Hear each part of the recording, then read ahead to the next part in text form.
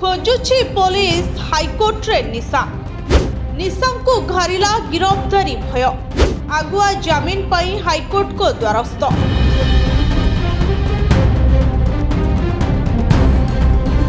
यात्रा मंचरे अश्लील नृत्य प्रदर्शन करी अकल पड़िथिबा आइटम डांसर निशा महाराणा को घरिला गिरफ्तारी भय।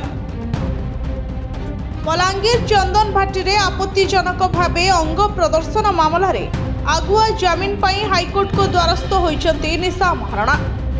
निशा को धरिबा पाई गत 2 दिन हला भुवनेश्वर आसी डेरा पकाइछि बलांगीर पुलिस। गत 12 तारिख रे चंदन भाटीर एक यात्रा मंच रे निशा महाराणा अश्लील नृत्य सह आपत्तिजनक भावे अंग प्रदर्शन करथिले।